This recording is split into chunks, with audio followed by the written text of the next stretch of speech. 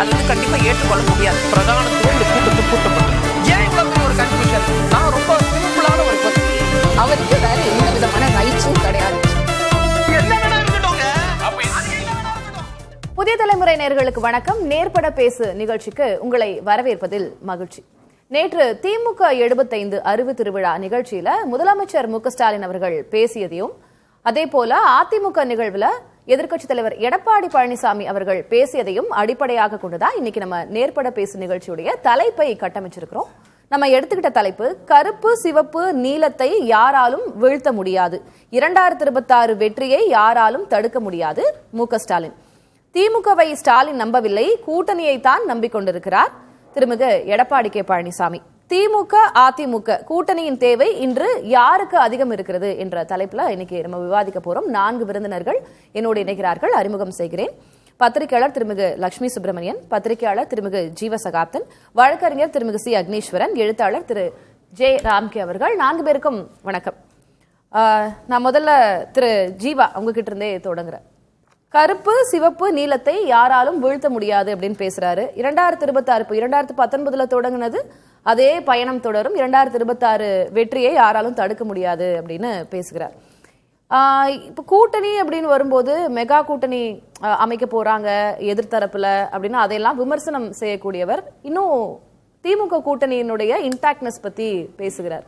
என்னவா இதை புரிஞ்சுக்கலாம்? சமூக நீதி சிந்தனை உடையவர்கள், பாஜக பாசிச மதவாதத்துக்கு எதிராக இருக்கக்கூடிய பெரியாரியர்கள், அம்பேத்கரியர்கள், இடதுசாரி சிந்தனையாளர்கள் எல்லோரும் எங்கள் பக்கம் இருக்கிறாங்க. ஸோ கருப்பு சித்தாந்தம், சிவப்பு சித்தாந்தம், நீல சித்தாந்தம் 3மே எங்ககிட்ட இருக்குது. 3ம் இந்துத்துவாவுக்கு எதிரானது அப்படிங்கிற அடிப்படையில் இது 3ஐயும் உங்களால் வீழ்த்த முடியாது. நாங்கள் 3 பேரும் ஒரே புள்ளியில் நிற்கிறோம், எந்தவித பிரச்சனையும் இல்லாமல் இருக்கிறோம். இடதுசாரிகள் எங்கள் பக்கம் இருக்கிறாங்க. ஈவன் நாங்கள் திராவிட இயக்கமும் இடதுசாரி சிந்தனை உள்ள ஒரு அமைப்பு தான். நீலம் எங்கள் பக்கம் இருக்கிறாங்க, விடுதலை சிறுத்தைகள் இருக்கிறாங்க. அது மட்டும் இல்லாமல் அவர்களுடைய கொள்கையும் பெரியாரி கொள்கையும் ஒன்று தான். அப்போ நாங்கள் 3 பேரும் ஒரே கொள்கையில் இருக்கோம். அது திமுக கூட்டணியில் இருக்குது. கொள்கை அடிப்படையிலும் ஒரே மாதிரி இருக்கும். தேர்தல் அரசியலில், வாக்கு அரசியல்லையும் நாங்கள் ஒன்றா இருக்கோம். எங்களை அவ்வளோ எளிதாக நீங்கள் வீழ்த்தி விட முடியாது அப்படிங்கிறத ஒரு தேர்தல் அரசியல் சார்ந்தும் ஒரு கொள்கை அரசியல் சார்ந்தும் அவர் சொல்லியிருக்கிறதா தான் நான் புரிஞ்சுக்கிறேன். இல்ல இப்போ அதை மீண்டும் சொல்வதற்கான தேவை அல்லது நெருக்கடி ஏதாவது ஏற்பட்டிருக்கா அப்படின்னு நான் கேட்கிறேன். ஏன்னா அது ரொம்ப காலமா தொடர்ந்து கொண்டு வரக்கூடிய கூட்டணி தான், வெற்றி கூட்டணியாக இருக்கிறது அப்படின்றது அரசியல் நோக்கர்கள் தொடர்ந்து பேசிக்கொண்டு வரக்கூடியதுதான். இப்போ யாராலும் இதனை வீழ்த்த முடியாது, இல்ல எங்களுடைய கூட்டணியை தொட்டு பார்க்க முடியாது, அசைச்சு பார்க்க முடியாது அப்படின்னு பேச வேண்டிய தேவை என்ன இருக்கு? அவங்க திமுக அந்த 75 கருப்பு சிவப்பு 75ஆம் ஆண்டு விழாவின் போது அவங்க திராவிட இயக்கத்தை எப்படி பார்க்குறாங்க, திராவிட இயக்கத்தினுடைய சாதி ஒழிப்பினுடைய பங்களிப்பு, தமிழ் தேசிய அரசியலில் திராவிட இயக்கத்தினுடைய பங்களிப்பு, அதுவும் அவர்கள் நடத்தும் போது திமுகவின் பங்களிப்பு. திராவிட இயக்கம்ங்கிறப்ப உங்கள் நீதி கட்சியிலேருந்து எல்லா கட்சியும் வரும், ஈவன் அதில் அதிமுக மதிமுகவும் வரும். இப்போ திமுக அதை குறிப்பிடும் போது திமுக நாங்கள் எந்த அளவுக்கு தமிழ் தேசிய தளத்தில், ஈழ போராட்ட தளத்தில், சாதி ஒழிப்பு தளத்தில், இடஒதுக்கீடு, இது எல்லாவற்றிலும் நாங்கள் சரியாக இருக்கிறோங்கிற அவங்களுடைய அந்த கட்சி வரலாற்றை சொல்லும் போது அதை நினைவு கூற வேண்டிய கட்டாயம் இருக்கிறதா பார்க்குறேன். அப்புறம் இயல்பாகவே அவங்க கையில் ஒரு மிகப்பெரிய தமிழ்நாட்டின் மிகப்பெரிய தலித் அமைப்பு, தமிழ் தேசிய அரசியல் பேசுகிற விடுதலை சிறுத்தைகள் அவங்க பக்கம் இருக்கிறாங்க. இடதுசாரிகள் சிபிஎம் சிபிஐ 2மே அவங்க பக்கம் இருக்கும்போது அவர் அதை மாறுதட்டி சொல்லிக்கிறாரு, எங்கள் பக்கம் தான் எல்லா முற்போக்கு அமைப்புகளும் இருக்கிறாங்க. அதை கட்சிகளாக பார்க்கல, இடதுசாரிகளையோ விடுதலை சிறுத்தைகளையோ வெறும் ஒரு கட்சியாகவும் ஓட் பேங்காகவும் பார்க்கல. கொள்கை ரீதியாக ஒரு இந்துத்துவத்துக்கு எதிரான ஒரு முக்கியமான 3 தத்துவமும் 3 கட்சிகளும் எங்கள் பக்கம் இருக்குது அப்படின்னு அவர் சொல்லியிருக்கிறதா தான் நான் பார்க்குறேன். இது வெறுமனே ஒரு கூட்டணி கணக்காக மட்டும் நான் பார்க்கல, அவர் அந்த தத்துவ தளத்தில் இருந்தும் இதை புரிஞ்சுக்கிறது பேசுறாருன்னு தான் நான் பார்க்குறேன். முன்னாடி நிறைய ஸ்பெகுலேஷன்ஸ் இருந்தது. திமுக கூட்டணியில இருந்து ஒரு சில கட்சிகள் விலகி போயிடும், இல்ல தனியா போயிடுவாங்க, இல்ல அதிமுக கூட்டணியோட போயிடுவாங்க, காங்கிரஸ் இழுக்கிறதுக்கான வேலைகள் நடக்குது, இல்ல பேச்சுகள் நடக்குது, இல்ல விசிக திரும்ப போயிடுவாரு. அவருடைய ஒரு சில ஸ்டேட்மெண்ட்ஸும் நிறைய விவாதத்துக்கு உள்ளாச்சு. அப்போ பிரிக்கக்கூடிய முயற்சி, இல்ல கூட்டணியை பிரிக்க முயற்சி, அந்த மாதிரி முயற்சி ஏதாவது நடக்குதா? அதையெல்லாம் தெளிவுபடுத்த விரும்புறேன். முயற்சி 1.5 வருஷத்துக்கு மேல இருந்தே நடக்குது. அதுவும் விஜய் கட்சி வந்ததுல இருந்தே விடுதலை சிறுத்தைகள் அவங்களுடைய முதல் இலக்கு எப்படியாவது விஜயோட விடுதலை சிறுத்தைகளை சேர்த்து வச்சிடணுங்கிறது தான் வலதுசாரிகளுடைய மிகப்பெரிய பணி. ஏன்னா அவர் ஒருபோதும் பிஜேபியோட விசிகா வராது. அப்போ நம்மளோட வர வேணாம், ஆனால் திமுகவோட அவங்க இருக்கக்கூடாது. இதுதான் அவர்களுடைய அரசியல். பாஜகவுடைய அரசியல் இந்தியா முழுக்க என்னது, ஏன் கூட கூட்டணி வைக்காத, ஆனால் காங்கிரஸுடன்லேருந்து கலட்டி விட்டு காங்கிரஸ் இல்லாத இந்தியா உருவாக்கணும். அந்த விதத்தில் திமுகவுடன் ஒரு பெரிய மாநில கட்சியுடன் காங்கிரஸ் இருக்கக்கூடாது, காங்கிரஸை தனித்து விட்டுறணும். அவங்களுக்கு நீ ஏன் கூட கூட்டணி வைக்க வேணாம், காங்கிரஸோட வைக்காத, அதே மாதிரி விஜயோட போய் விடுதலை சிறுத்தைகள் வச்சுக்கோ, ஏன் கூட நீ கூட்டணி வைக்காத. இந்த ஃபார்முலாவை இந்தியா முழுவதுமே பாஜகவினர், வலதுசாரியினர், அமித்ஷா கான்செப்டில் இதை செஞ்சுக்கிட்டு தான் இருக்கிறாங்க. அந்த முயற்சி தமிழ்நாட்டில் நீண்ட நெடிய காலமாக நடந்துகிட்டு இருக்கு. காங்கிரஸ் மட்டும் விளையிடணும் திமுக விட்டு. பல நேரங்களில் சொல்லுவாங்க பாஜகவுக்கு திமுக கூட எதிரி இல்லை, ஸ்டாலினோட கூட ஒரு நெருக்கமாக தான் இருக்கிறாங்க, ஸ்டாலினை கூட அவங்க எதிர்த்தரப்பா பார்க்கல, ஏன்னா இத்தனை எம்பிக்கள் இருக்கிறாங்க. பாஜக எம்பிக்கள் அதிகமாக இருக்கிற எந்த கட்சியும் எதிரியாக பார்க்க மாட்டாங்க. ஆனால் காங்கிரஸை விட்டு அவங்க வந்துடணும், காங்கிரஸை விட்டு வந்துட்டா போதும், எங்களோட அலைன்ஸ் வைக்க வேணாம். இந்த டாக்டிக்ஸ் ரொம்ப நாளாக நடக்குது. நீங்கள் சொல்கிறபடி பார்த்தா இதுக்கு பதில் சொல்லும் விதமாக கூட முதலமைச்சர் சொல்லியிருப்பார். தந்திரத்தோடு எப்படியாவது காங்கிரஸை பிரிச்சிடலாம், விடுதலை சிறுத்தைகளை விஜயோட சேர்த்து விட்டுறலாம், இந்த மாதிரியான முயற்சிகள் நடைபெற்று கொண்டு இருக்கும்போது அதுக்கு பதிலளிக்கும் விதமாக ஒருபோதும் உங்களுடைய இந்த தந்திரங்கள் எதுவுமே இங்க பலிக்காதுங்கிற அடிப்பில் கூட ஒரு பதில் சொல்லியிருக்கலாம். தலைப்பை தொட்டு கேட்க விரும்புறேன். திமுக அதிமுக கூட்டணியினுடைய தேவை இன்று யாருக்கு அதிகம் இருக்கிறது அப்படின்னு நம்ம தலைப்பு வச்சிருக்கோம். இப்ப அதிகம் கூட்டணியுடைய தேவை இருக்கிறது திமுகவுக்கு தானா இல்ல அதிமுகவுக்கா? இல்ல, அதிமுகவுக்கு கூட்டணி இல்லாத நிலை இருக்குல்ல. இப்ப கூட்டணியுடைய தேவை அப்படிங்கிற அந்த கேள்வியினுடைய அர்த்தமே இல்லை. அப்போ ஒன்று தேவைப்படுதுன்னா அது அவங்கள்ட்ட இல்லைன்னு அர்த்தம். இப்போ அதிமுகவுக்கு கூட்டணிங்கிறது இப்போ இல்லாமல் தானே இருக்குது. பாமகலையும் அன்புமணி பாமக மட்டும் தான் இருக்கிறாங்க. அவங்க பாஜக தலைமைன்னு சொல்கிறாங்களா, எடப்பாடி தலைமைன்னு சொல்கிறாங்களான்னு தெரியல. ஆனால் ஏதோ அவங்க இருக்கிறாங்கன்னு எடுத்துக்கலாம். புதிய தமிழன் கிருஷ்ணசாமி என்னைக்கு இவர் தேவர் பேரை மதுரை விமான நிலையத்துக்கு வைக்கணும்னு சொன்னாரோ அதிலிருந்தே அவர் எடப்பாடியோட, அதுக்கு முன்னாடி இருந்தே பெரிய லெவலில் இந்த கூட்டணியோட அவர் பெரிய இணக்கமாக இல்லை, பெரியஸாக ஒரு நெருக்கம் காட்டலை. பூவை ஜெயன்மூர்த்தி இருக்காரான்னு எனக்கு தெரியல. அதற்கு பிறகு ராமதாஸ் பாமக எந்த முடிவு எடுக்க போகுதுன்னு இதுவரையும் முடிவில்லை. தேமுதிக ஜனவரிக்கு அப்புறம் தான் சொல்லியிருக்கிறாங்க. இப்போ நீங்களே சொல்லுங்க, கூட்டணிக்கான தேவை யாருக்கு இருக்கு? அதிமுகவுக்கு தான் இருக்கு. பாஜக மட்டும்தான் அதிமுகவில் இருக்கு. அதுவும் பாத்தீங்கன்னா அப்பப்போ செங்கோட்டையனை வச்சு எடப்பாடிக்கு அவர் கவுண்டர் கொடுத்துட்டே இருக்காரு. அப்ப அது கூட பிரச்சனை இருக்கு. அப்ப பேசுவோம். திரு ராம்கி, இன்றைக்கு இப்போ கூட்டணிக்கான தேவை அதிகம் யாருக்கு இருக்கு அப்படின்னு பார்க்கும்போது திரு ஜீவா அவர்களின் கூற்றுப்படி அதிமுகவுக்கு தான் அந்த தேவை இருக்கு. அப்போ எனக்கு இன்னொரு கேள்வி இருந்தது, திமுகவினுடைய கூட்டணி நிலைப்பாடு அப்படின்றத மீண்டும் மீண்டும் சொல்ல வேண்டிய ஒரு கட்டாயம் முதலமைச்சருக்கு இருக்கிறது. ஏன்னா நிறைய கூட்டணியை தட்டி பார்க்க வேண்டிய, பிரிச்சு பார்க்கக்கூடிய பிரச்சனைகள்லாம் நடந்துட்டு தான் இருக்கு. அதனால அவர்களுக்கெல்லாம் சொல்லும் ஒரு பதிலாக தான் முதலமைச்சர் பேசியிருக்கார் அப்படின்ற இந்த ரெண்டு விஷயத்தை. இந்த முதல்ல தலைப்புக்கான கேள்வி நேரடியான பதிலே நான் சொல்லிடுறேன். கூட்டணி ரெண்டு பேருக்கு இருக்கு. ஆனா மக்கள் மத்தியில என்ன ஒரு கருத்து யாருக்கு அதிகம்? அதுதான் மக்கள் என்ன நினைக்கிறாங்கன்னா, ரெண்டு பேருக்குமே கூட்டணி தேவையில்லை நினைக்கிறாங்க. நீங்களே நேரடியாக எங்க கூட போட்டியிடுங்க. நான் பார்த்த வரைக்கும் வட தமிழ்நாட்டுல பல புதுசா இருக்கே எப்படின்னா, அதான் நான் சொல்றேன். என்னன்னா, நான் சில செய்திகள் நேரடியாக சொல்ல முடியும், அதனால தர்ம சங்கடம் வரும். அதனால நான் பொதுவாக என்ன சொல்றேன், வட தமிழ்நாட்டுல கூட்டணி கட்சிகள் போட்டியிட்ட இடங்கள், அது திமுக கூட்டணியாகட்டும் அதிமுக கூட்டணியாகட்டும், கூட்டணி கட்சிகள் போட்டியிட்ட இடத்துல அந்த இடத்தில் நேரடியாக இருபெரும் திராவிட கட்சியில் போட்டியிட வேண்டும் என்று தொகுதி மக்கள் விரும்புகிறார்கள். இப்போ ஒருவேளை திமுகவை சேர்ந்தவர்கள் என்ன பண்ணுவாங்க, நீங்க திமுகவுக்கே சீட்டு கொடுங்க, நீங்க கூட்டணி கட்சி கொடுத்தீங்கன்னா நாங்க அதிமுகவே ஓட்டு போடுவோம், வைஸ் வர்சா இதுவும் இருக்கு. ஏன்னா மக்கள் கூட்டணி கட்சிகளை அவங்க மேல நேரடியாக அவங்களை அணுவதில் நிறைய சிக்கல், களத்தில் யதார்த்த நிறைய சிக்கல் இருக்குது. நாங்க கூட்டணி கட்சிகளை விட அது இரு தரப்பும் நான் சொல்றேன், இந்த தரப்பு அந்த தரப்பு. பார்லிமெண்ட் எலெக்ஷன் நம்ம பார்த்தோம் அப்படின்னா 40க்கு 40ங்க கூட்டணி கட்சிகளும் நின்றுந்தாங்க தான். ஆமா, அதுதான் நான் என்ன சொல்றேன், ஸ்வீப் பண்ணிருந்தாங்களே தமிழ்நாடு. அப்ப மக்கள் எப்படி? நிச்சயமாக இரண்டு திமுக அதிமுக கூட்டணி கட்சிகள் பெரிய பலம் சேர்க்கின்றன. ஆனா மக்கள் விரும்புவது என்னன்னா, நாங்க நேரடியாக உங்ககிட்ட அணுகணும், நீங்க இருபெரும் கட்சிகளோட பிரதிநிதியாக நீங்க எங்க தொகுதியில் இருக்கணும் விரும்புறாங்க. இதுல நம்ம நிறைய விஷயம் பார்க்கணும். ஈரோடு கிழக்கு இடைத்தேர்தல் வந்தது, அதுக்கப்புறம் காங்கிரஸ் கட்சியில திமுக கை மாறிட்டு, இது மாதிரி பல தொகுதிகளில் மக்களே விரும்பி மாறுவதற்கான வாய்ப்புகள் இருக்கு. இதுதான் உங்களுடைய தலைப்புக்கு நேரடியான பதில். இதை தாண்டி வரும்போது கூட்டணிக்கான தேவை அதிகமா இருக்குன்னா, இது நண்பர் ஜீவா சொன்னதெல்லாம் நேற்று வரை வேலிட் தான். இன்னைக்கு நம்ம அதை ரிவ்யூ பண்ண வேண்டிய தேவை இருக்கு. ஏன்னா பீகார்ல இருந்து வர செய்திகள் என்னன்னா, அவங்க வெளிப்படையா சொன்னா பீகார் நம்மளை கைவிட்டு விட்டது அப்படின்னு சொல்லிட்டு பல ரிப்போர்ட்ஸ் வருது. அது கிட்டத்தட்ட என்டிஏ உடைய நிதிஷ்குமார் பாஜக வெற்றியை உறுதிப்படுத்துற மாதிரியான தகவல் வருது. அப்படி வரும்போது நம்ம என்ன எதுக்காக பீகார் நம்ம எதிர்பார்த்தோம்னா, பீகார் தேர்தல் முடிந்தவுடன் ஒரு சில மாற்றங்கள் இருக்கும், அது தமிழ்நாட்டு அரசியலை பிரதிபலிக்கும்லாம் சொன்னோம். ஸோ இப்போ அதுக்கான ஸ்கோப் இல்லை. இன்னைக்கு கிட்டத்தட்ட இரண்டு பக்கமும் அணிகள் ஃப்ரீஸ் ஆகிட்டா தான் பார்க்குறேன். இந்த கூட்டணிக்குள்ளே வேணா ரீஅலைன்மெண்ட் ஆகலாம் ஒழிய, பொதுவாக இங்கிருந்து அங்கிருந்து வர்றதுக்கான வாய்ப்புகள் மிக மிக குறைவு அப்படிங்கிற இடத்துக்கு நம்ம வந்தாச்சு. ஆக்சுவலாக இப்போ திமுக கூட்டணியில் போய் பார்த்தீங்கன்னா, அங்கே நிச்சயமாக சீட் விஷயங்களில் பிரச்சனை வரும். அதை திமுக சமாளிக்கும், அதில் மறுப்பே இல்லை. ஆனால் அதில் ஒரு களத்தில் நிறைய சிக்கல் இருக்குது. ரெண்டு விஷயம் மட்டும் சொல்கிறேன். இப்போ ஒரு புதிதாக ஒரு 4 அணியை உருவாகிருக்கு. தனியரசு, கருணாஸ் இவங்கெல்லாம் ஆளுக்கு அவங்க ஒரு சீட் எதிர்பார்ப்பாங்க.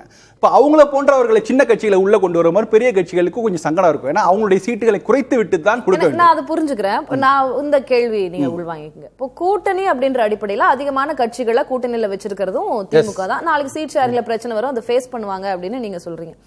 எனக்கு என்ன கேள்வினா, திரும்ப எடப்பாடி பழனிசாமி அவர்கள் பேசுறாரு, ஸ்டாலின் ஒன்றும் திமுகவை நம்பி இல்ல, அவரு கூட்டணியை நம்பிதான் இருக்கிறாரு அப்படின்னு சொல்றாரு. அப்போ கூட்டணி தான் திமுக, கூட்டணிக்கு பலம், திமுகன்ற கட்சிக்குமே கூட்டணி தான் பலம், அப்போ திமுகவுக்கு தான் அதுக்கான தேவை அதிகம் இருக்கு அப்படின்றதான் அவர் சொல்றாரு. அதுல ஒரு மறைமுகமான செய்தி ஒன்று இருக்கு. என்னன்னா, ரெண்டு செய்தியா நான் பார்ப்பேன். என்னது, நீங்க திமுகவே நேரா போய் நாங்க இந்த ஆட்சியில் எத்தனை சாதனைகளை செய்திருக்கிறோம், அது வந்து மகளிர் உதவித்தொகையாகட்டும், விடியல அவங்க கொடுத்த வாக்குறுதிகள் இதெல்லாம் நிறைவேற்றிருக்கு திமுக சொல்வதை விட திமுக கூட்டணி கட்சிகள் சொல்வதற்கு ஒரு பெரிய வெயிட்டேஜ் உண்டு.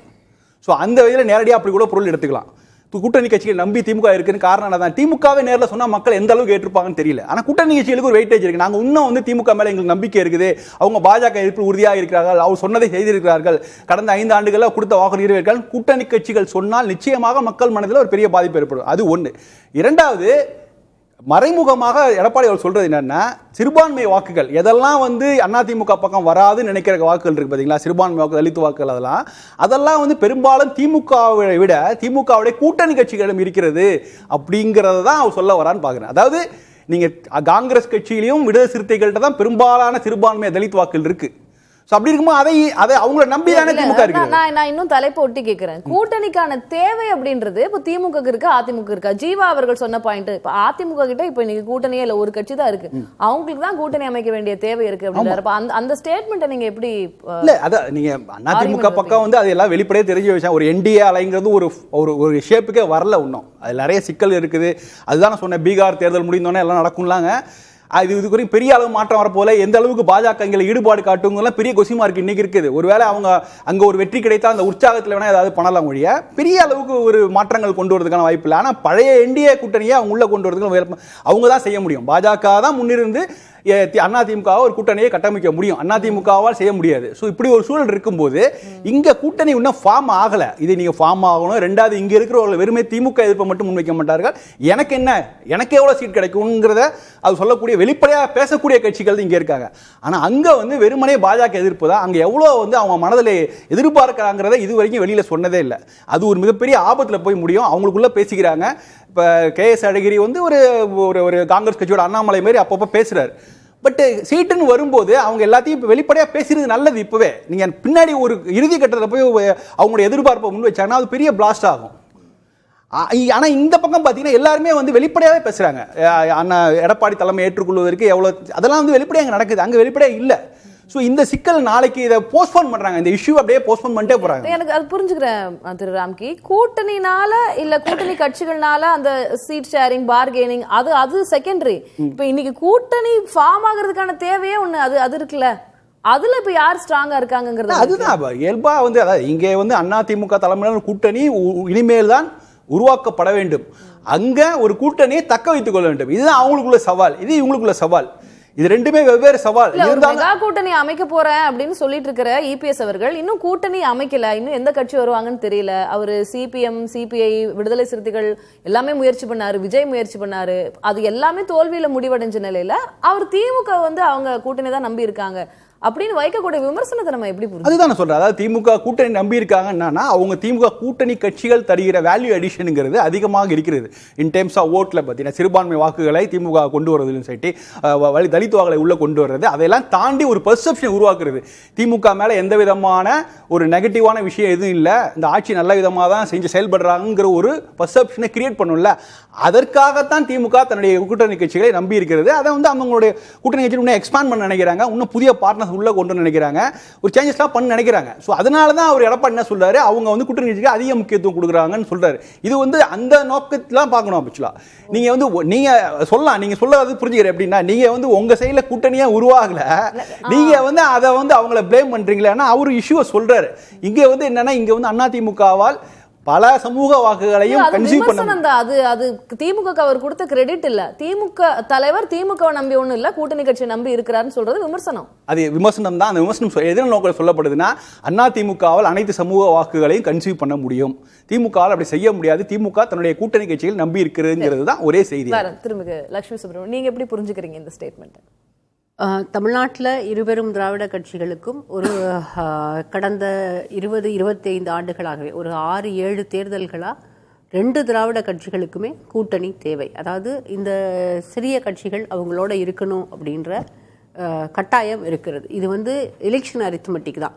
எல்லா தேர்தல்கள்லேயும் அந்த கூட்டல் கழித்தல் அந்த கணக்குகள் எல்லாமே வாக்குகளை வந்து எல்லா கட்சிகளுமே ஒரு பெரிய கட்சிக்கும் வாக்குகளை கொண்டு வருவாங்க. அது நெகட்டிவாக எந்த கட்டத்திலையும் மாறுறது கிடையாது. ஆனால் இந்த நிலை வந்து கம்ப்ளீட்டாக எப்போ மாற ஆரம்பிக்குதுன்னா 2016 மக்கள் நல கூட்டணி வந்த பிறகு அந்த மக்கள் நல கூட்டணியினுடைய பாதிப்பு அது வந்து ஒரு பெரிய ஸ்பாயிலராக இருந்து டிஎம்கேவோட ப்ராஸ்பெக்ட்ஸை ஸ்பாயில் பண்ணியிருந்தோம் அந்த எலெக்ஷனில்.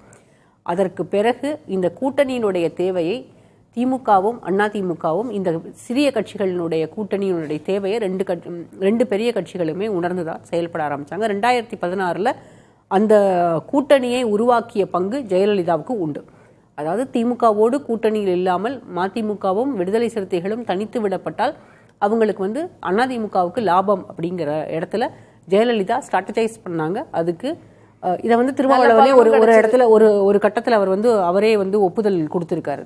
அதற்கு பிறகுதான் அந்த வாக்குகள் எல்லாமே பிரியுது. அந்த மக்கள் நல கூட்டணி ஒரு பெரிய ஸ்பாயிலராக இருந்தது. அதற்கு பிறகே தமிழ்நாட்டில் இந்த கூட்டணி கணக்குகளை எப்படி அதை வந்து கொண்டு போகணும் அப்படின்ற இடத்துல திராவிட முன்னேற்ற கழகம் ரொம்ப கேர்ஃபுல்லாக அவங்க வந்து அதை ஹேண்டில் பண்ணுறாங்க. ஆனால் இதில் இருக்க அந்த கிரெடிட் எல்லாத்தையும் யாருக்கு கொடுக்கணும் அப்படின்னா முதலமைச்சர் ஸ்டாலினுக்கு தான் கொடுக்கணும். ஏன்னா ஒரு இன்க்ளூசிவாக ஒரு அலையன்ஸை அதுவும் 2019 தேர்தலில் இருந்து இது வரைக்கும் 5 தேர்தல்களை சந்தித்து முடிச்சிட்டாங்க. இந்த ஒவ்வொரு தேர்தல்கள்லையுமே அதே கூட்டணியை அவங்களுக்கு கொடுத்த அதே நாடாளுமன்ற தேர்தலில் பார்த்தீங்கன்னா 19 என்ன எண்ணிக்கையில் அந்தந்த கட்சிகளுக்கு சீட்டு கொடுத்துருந்தாங்களோ அதே எண்ணிக்கையில் 2024 சீட்டு கொடுத்துருந்தாங்க. அப்போ இன்க்ளூசிவாக அவங்களுக்கு கூட்டணி கட்சிகளுக்கான தேவைகள் அது ஒரு சக்சஸ் ஸ்ட்ராட்டஜி, அது ஒரு ஃபார்முலா. அதை புரிஞ்சுக்கிறேன். நான் வந்து திரு இபிஎஸ் அவர்களுடைய விமர்சனத்திலிருந்து அந்த லைனை எடுக்கிறேன். திமுக அப்படின்ற அந்த கட்சியை நம்பி முதலமைச்சர் இல்ல, அவரோட கூட்டணி கட்சிகளை நம்பி தான் இருக்கிறாரு அப்படின்ற அந்த ஸ்டேட். நான் அதுக்குதான் வந்து ஆரம்பத்திலே உங்களுக்கு பதில் சொன்னேன். 2 திராவிட கட்சிகளுக்குமே இன்றைக்கு யாருக்கு அதிகம் தேவை இருக்கிறது? இன்றைக்கு அதிகம் தேவை இருக்கிறது வந்து அதிமுகவுக்கு தான். அதிமுகவை பொறுத்த வரைக்கும் அவங்க ஒரு கடந்த ஜெயலலிதாவினுடைய மறைவுக்கு பிறகே அவங்க வந்து மெகா கூட்டணி தான் பேசிக்கிட்டு இருக்காங்க. அந்த மெகா கூட்டணி இது வரைக்கும் அமைந்த பாடல. மெகா கூட்டணி வந்தால் ஒருவேளை அது வந்து வெற்றிக்கு வழிவகுக்குமோ அப்படின்ற எண்ணம் எடப்பாடி பழனிசாமி அவர்கள் தரப்புல இருக்கிறது. ஆனால் ஜெயலலிதா இருந்த வரைக்கும் தனித்து வெற்றி பெற்ற ஒரு கட்சி இன்றைக்கு கூட்டணி கட்சியை அல்லது யாராவது கூட்டணிக்கு வந்துட்டா வெற்றி பெற்ற மாட்டாமா அப்படின்ற ஒரு எண்ணத்தில் இருக்கக்கூடிய நிலையில தான் அதிமுக இருக்கிறது. அதனால தான் அவர் வந்து ஒரு மாசத்துக்கு முன்னால தாவேகா கொடியெல்லாம் பறக்கும்போது பிள்ளையார் சொல்லி போட்டாச்சுன்னு எல்லாம் பேசுவது. ஸோ ரொம்ப டெஸ்பரேட்டான ஒரு நிலைமையில் இருக்கிறது அதிமுக தான். இன்னும் சொல்லப்போனால் தாவேகாவும் கூட்டணிக்கு வேறு ஏதாவது ஒரு கட்சி வரும், இந்த கட்சி வந்தால் விஜயனுடைய தலைமையை ஏற்றுக்கொண்டு அவங்க வந்து எலெக்ஷனை ஃபேஸ் பண்ணுவாங்கன்ற எண்ணத்தில் தாவேகாவும் இருக்கிறாங்க. ஆனால் திமுக கூட்டணியில் இருக்கக்கூடிய கட்சிகள் பிரிஞ்சு வந்தால் மட்டும்தான் இவங்க எல்லாருக்குமே அந்த அவங்களோட ஓட் ஷேரை இன்க்ரீஸ் பண்ண முடியும். ஏன்னா திருமாவளவனை வெளியில் கூட்டிகிட்டு வர்றதுக்கும் காங்கிரஸை வெளியில் எடுக்கிறதுக்குமான முயற்சிகள் இன்றைக்கு இல்லை, 2021 தேர்தலிலேயே நடந்தது. 2021 தேர்தலுக்கு பிறகு அடுத்து 2024 தேர்தலில் திருமா எப்படியும் வெளியில் வந்துடுவார், உள்ளுக்கு வந்து நிறைய சிக்கல் இருக்கிறது, அவருக்கு வந்து அவர் கேட்ட தொகுதி கொடுக்க போகிறதில்ல, அவருக்கு வந்து திமுக சின்னத்திலேயே போட்டியிட சொல்ல போகிறாங்க, இது மாதிரியான பேச்சுக்கள் எல்லாம் இருந்தது. ஆனால் அது எல்லாமே சால்வ் பண்ணி தான் ரத்ன கம்பளம் விரிப்போம்லாம் சொன்னாங்க. அது எல்லாமே அதை தான் நான் சொன்னேன், இன்க்ளூசிவாக ஒரு அலையன்ஸை இவ்வளோ நாளைக்கு வச்சுக்க முடியுன்றதே ஒரு பெரிய ஸ்ட்ராட்டஜி, அதுவே ஒரு பெரிய சக்ஸஸ். இன்னைக்கு திமுக கூட இருக்கக்கூடிய கட்சிகள் என்னன்னா பாஜக எதிர்ப்பு அப்படின்ற ஒரே புள்ளியில கூட நிற்கிறாங்க. இப்போ அதிமுகவும் சரி, விஜயனுடைய தலைமையில் இருக்கக்கூடிய தாவேகாவும் சரி, இந்த இடத்துல இந்த புள்ளியை வந்து அவங்க வந்து ஒரு சந்தேக கண்ணோடையே அவங்கள பார்க்க வேண்டியதா இருக்கு இந்த புள்ளியில. அப்போ அவங்களுக்கு அவங்க கூட வந்து காங்கிரஸோ அல்லது வந்து விசிகாவோ வருவதற்கான வாய்ப்புகள் ரொம்ப குறைவு. எல்லா கட்சிகளுக்குமே வந்து ரொம்ப பெரிய பர்சன்டேஜ் எல்லாம் கிடையாது. ஒரு 4-5% வாக்குகள் அப்படின்னா கூட அது வந்து வெற்றிக்கான ஒரு வழியை கொடுக்கக்கூடிய இந்த இடத்துலதான் கேள்வி. திருமிகு ஸ்டாலின் அவர்கள் பேசும்போது கருப்பு சிவப்பு நீலத்தை யாராலும் பிரிக்க முடியாது, யாராலையும் வீழ்த்த முடியாது அப்படின்னு சொல்றாரு. இப்போ அதை மறுபடியும் அழுத்தி சொல்ல வேண்டியதற்கான காரணம் இல்ல, அவர் பேசின அந்த மெசேஜ் அப்படின்றது அதிமுகவுக்கா இல்ல தாவேக்காக்கா? ஏன்னா இப்போ 2019 இருந்து இணைஞ்சுதான் இருக்காங்க. வேற எந்த கட்சி இப்போ விசிக விஜயோட போயிருவாரு இப்படின்லாம் பேசப்பட்டது. அதே மாதிரி காங்கிரஸ் விஜயோட போயிரும் அப்படின்லாம் பேசப்பட்டது. இப்போ அதெல்லாம் இல்ல, அந்த பிரச்சனை எல்லாம் கிடையாது, அதெல்லாம் சால்வ் ஆயிடுச்சு, இந்த கூட்டணி இப்படிதான் இருக்கு, இன்டாக்டா இருக்கு அப்படின்னு உணர்த்த வேண்டிய கட்டாயம் இருக்கா? உணர்த்த முயற்சி பண்றாரு. தாவேக்காவுக்கோ அதிமுகவுக்கோ எல்லாம் ஒரு மெசேஜ் சொல்றாருலாம் நினைக்கல. பிஜேபிக்கு தான் அவர் சொல்றாரு. திமுக வந்து அவங்க ஃபைட் பண்றதே பிஜேபியோட தான். இன்னைக்கு வந்து ஐடியாலஜிக்கலா தான் அவங்க ஃபைட் பண்றாங்க. களத்துல இங்க தமிழ்நாட்டுக்குள்ள அடுத்த தேர்தல் அதிமுகவோடு போட்டி அப்படின்னாலுமே பாரதிய ஜனதா கட்சியை எதிர்த்து தான் திமுக இருக்கிறது. மத்தியில் ஆளுங்கட்சியாக இருக்கக்கூடிய பாரதிய ஜனதா கட்சிக்கு தான் அவர் இந்த மெசேஜை சொல்லியிருக்காருன்னு நான் புரிஞ்சுக்கிறேன். நாங்க எல்லோரும் ஒரு அணியில தான் இருக்கிறோம். நீங்க வந்து அதாவது பெரியாரிய திராவிட அம்பேத்கரிய கொள்கைகள் எல்லாம் ஒன்று சேரும் போது மதவாதத்தை வீழ்த்த முடியும் அப்படின்றது தான் அதுல இருக்க மெசேஜ். திருமிகு அக்னீஸ்வரன், அதிமுகவுக்கு தான் இன்ற தேதிக்கு கூட்டணிக்கான தேவை அதிகம் இருக்கிறது அப்படின்றது திருமிகு லட்சுமி அவர்களுடைய பார்வை. அதை தாண்டி திமுக தலைவர் ஸ்டாலின் செய்தி சொல்வதெல்லாம் அது பாரதிய ஜனதா தான். பாரதிய ஜனதா அப்படிங்கும் போது நீங்க என்டிஏ கூட்டணி, தமிழ்நாட்டில் இருக்கக்கூடிய கூட்டணி அப்படின்னு எடுத்துக்கலாம். இப்போ இன்னைக்கு யாருக்கு கூட்டணிக்கான தேவை அதிகம் இருக்கிறதா நீங்க புரிஞ்சுக்கிறீங்க? ரொம்ப நுணுக்கமான தலைப்பை வச்சிருக்கிறீங்க. கூட்டணி வந்து அதிமுகவுக்கும் தேவை, திமுகவுக்கும் தேவை. இதுல யாருக்குப்பா அதிகம் தேவை அப்படின்னு கேட்டீங்கன்னா அதிமுகவை விட திமுகவுக்கு தான் அதிகம் தேவை. ஏன் சொல்றேன் கேளுங்க. இப்ப மதுரையில் மேயர் இந்திராணி அவர்கள் ஏறத்தாழ ஒரு 200 கோடி என்று ஊடகங்களில் அல்லது செய்தித்தாள்களில் வந்த செய்தி. அவங்க மேயரை ராஜினாமா பண்ணிட்டாங்க. ஆனா மேயரை தேர்ந்தெடுக்க முடியாத ஒரு திராவிட முன்னேற்ற கழக ஆட்சி ஆளுங்கட்சியாக இருக்கிற போதே மதுரை மாநகராட்சி எவ்வளவு பெரிய மாநகராட்சி என்பது தெரியும். அங்க துணை மேயர் மார்க்சிஸ்ட் கம்யூனிஸ்டை வச்சு தான் அங்க நடத்திட்டு இருக்கிறாங்க. அப்போ அந்த 200 கோடிக்கு என்ன பிரச்சனைன்றது நீங்க யாரும் பேசிடக்கூடாது, கம்யூனிஸ்ட் இயக்கங்கள் பேசிடக்கூடாது. அதனால துணை மேயரை கூட வச்சு அவங்க அங்க மேயரை நடத்திட்டு இருக்கிறாங்கன்னு வச்சுக்கோங்களேன். அது மாதிரி தான் கூட்டணி ஆட்சி அப்படின்னு பார்க்கிற போது இங்க பேசுகிற போது சொன்னாங்க என்னன்னா, கொள்கை அளவில் திமுக, விசிக, கம்யூனிஸ்ட் இயக்கங்கள் இல்ல. நம்ம நீங்க கூட்டணி பத்தி பேசுறோம், கூட்டணி ஆட்சினா அது வேற ஒரு டிபேட் இருக்கு, அது அப்படி போயிடும். இல்ல ஆளுங்கட்சியாக திமுக இருக்கிற போது மதுரையில மட்டும் கம்யூனிஸ்ட் ஆட்சி செய்கிறதே, புரியுதா? யாருக்கு அதிகம் தேவை? திமுகவுக்கு தான் அதிகம் தேவை. அதனால சொன்னேன். சரி, அப்ப திரு இபிஎஸ் அவர்கள் அமைக்க போறதாக சொன்ன மெகா கூட்டணி, பிரம்மாண்டமான ஒரு கட்சி வரப்போகிறது, பிள்ளையார் சொல்லி போடப்பட்டு விட்டது. அப்ப அதெல்லாம் கூட்டணியுடைய தேவை அதிமுக இருக்குன்னு உணர்த்தலையா? அப்ப அது நம்மளே இங்க ஒத்துக்கிட்டோமே. கூட்டணி தேவை யாருக்கு அதிகம் தேவை? திமுகவுக்கு தான் தேவை. காரணம் கொள்கை அளவில், அதாவது பாஜக, இது விசிக, கம்யூனிஸ்ட் இயக்கங்கள் இவங்கெல்லாம் கொள்கை அளவில் ஒன்றுன்னு நம்ம நினைச்சிட்டு இருக்கோம். அப்படிதான் நம்ம நினைக்கிறோம். என்ன கொள்கையில ஒன்றா இருக்கிறீங்க சொல்லுங்க? ஏதாவது ஒரு கொள்கையில யாராலும் பிரிக்க முடியாது, அசைக்க முடியாது. அப்படிலாம் நம்ம யாரையும் சொல்ல முடியாது. மக்கள் நினைச்சா எவ்வளவு பெரிய கூட்டணியும் ஆட்சியை விட்டு கீழே இறக்கி விட்டுருவாங்க. ஆகையினால அதனாலதான் நாங்க கொள்கை அளவில், நான் இப்படி கேட்கிறேனே, திமுக ஏறத்தாழ 37% வாக்கு வச்சிருந்து ஆட்சிக்கு வந்திருந்தாலும் கூட விசிகாவினுடைய பங்கு எத்தனை சதவீதம் இங்க இருக்கிறவங்க எல்லாருக்குமே தெரியும். அவ்வளவுதான். அப்போ 37%ல் 2.5% என்பது அவர்களுக்கு ஒரு குறைவானதுதான். ஆனால் என்னன்னா, பாஜக மதவாத சக்தி வந்துரும், அதனால நாங்க எல்லாம் அந்த எதுக்குறதுல ஒண்ணா ஒரு கொள்கையா இருக்கிறாங்க. அந்த 2.5% சொல்றீங்க. இப்ப திமுகவுக்கும் சட்டமன்றத்தில் 1%, அதிமுகவுக்கான வின்னிங் பெர்சன்டேஜ் டிஃபரன்ஸ் அதே 3% தானே. அப்படி பண்றாங்கல்ல, கரெக்ட். அப்படி இவர்கள் அந்ததை காட்டி இல்ல நாங்க பாருங்க அங்க தனித்தனியா இருக்கிறாங்க, அவங்களுக்குள்ள ஒரு இது இருக்குது, ஆனா நாங்க பாருங்க ஒரே கொள்கையா இருக்கிறோம். ஒரே கொள்கைனா எதுல ஒரு கொள்கையில ஒரே கொள்கை, எதுல ஒரு கொள்கை? நீட்டு விலக்குல நாங்கள் போராடவே மாட்டோம். ஒரே கொள்கை. நிர்வாகத்துல உங்கள் திறமைய, ஆட்சி அதிகாரத்துல இதை சாதித்து காட்டினோம் என்று ஒன்றை சொல்லுங்க கேக்குறேன். இப்போ 2026 தேர்தல் அதை நோக்கி கூட்டணிக்கான தேவை இன்றைக்கு யாருக்கு அதிகம் இருக்கு அப்படின்னு நம்ம பேசிட்டு இருக்கோம். அதனால நான் தலைப்பை இன்னும் நிலைநிறுத்தணும் அப்படின்ற அடிப்படையில நான் இந்த கேள்வி கேட்கிறேன். திமுக கூட்டணியில 10 கட்சிகள் இருக்காங்க, அவங்க எல்லாம் இன்டாக்டா இருக்காங்க. 2019 இருந்து அவங்க ஒன்னா பயணம் செய்து கொண்டிருக்கிறார்கள், வெற்றி கூட்டணியாக இருக்கிறார்கள். அதிமுக இப்ப பாஜக இருக்கு, மேல ஒரு சில கட்சிகள் இருக்கலாம். அதை தாண்டி இனி அடுத்து பிரம்மாண்ட கட்சி வருதா, வேறு என்ன கட்சி வருது, கூட்டணியில தானா அமையும் அப்படின்னு திரு இபிஎஸ் அவர்கள் சொல்கிறார். அப்போ கூட்டணிக்கான தேவை அதிமுக அதிகம் இருக்கும் அப்படின்னு தான் நம்ம புரிஞ்சுக்க முடியும். ஆனா இங்க அவங்க கூட்டணி வச்சிருக்காங்க, அப்படியேதான் பயணம் பண்ண போறதா சொல்லிட்டாங்க. நீங்க இவ்வளவு பிள்ளையார் சொல்லி போட்டாருன்னு சொல்றீங்க, பிரம்மாண்ட கூட்டணின்னு சொல்றீங்க, இவ்வளவுதும் பண்ணினதைத்தான் நம்ம வெளியில பேசிக்கிட்டே இருக்கிறோமே ஒழிய அதிமுக என்கிற ஒரு மாபெரும் இயக்கம் தனித்தன்மையோடு ஆட்சி அமைக்கும், பெரும்பான்மை ஆட்சி அமைக்கும் என்று சொல்றாரு.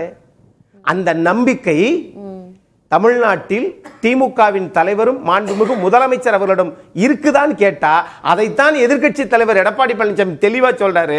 அப்பா, திமுகவினுடைய தலைவர் திமுகவை நம்பலப்பா, கூட்டணி கட்சியை தான் நம்பி இருக்கிறாரு. அதுதான் உண்மை. இப்ப போகும்போது இபிஎஸ் அவர்கள் பிரம்மாண்ட கட்சி நால்வரணி, அது அவர்களுடைய எதிர்பார்ப்பு, முயற்சி பண்ணுகிறார். ஆனால் நீங்க சரி, நீங்க தான் நிறைய கட்சி ஹவுஸ்ஃபுல் போர்டு போட்டீங்கல்ல, இருந்தாலும் நால்வரணின்னு இப்ப புதுசா ஒண்ணு சொல்றாரு. என்ன நால்வரணி? அம்மையார் ஜெயலலிதா அவர்கள் இருக்கிற போதுதான் ஐம்பெரும் தலைவர்கள் சொல்லி எல்லாத்துலயும் நிர்வாகம்லாம் அவங்க தான் பார்ப்பாங்க, அப்படியே ஒரு ஆணையிட்டு இருந்தாங்க. அந்த மாதிரி இப்ப இந்த நால்வரணின்னு சொல்றீங்கல்ல, அப்போ உங்களுக்கு கூட்டணி தேவை யாருக்கு இருக்குது? நால்வரணின்னு ஏன் வார்த்தையை பயன்படுத்துறீங்க?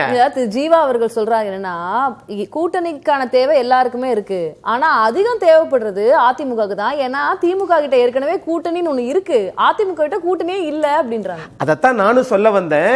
நீங்க கூட்டணி வச்சு ஆட்சிக்கு வந்து எந்த நலத்திட்டங்களும் எந்த முன்னேற்றங்களும் ஒரு நாடு, ஒரு தனி மனிதன் அனுபவிக்காக வளர்ச்சியை பார்க்காத போது நீங்க நிறைய கூட்டணி வச்சிருந்தா வைக்காட்டி என்னன்னு தான் கேட்கிறேன்.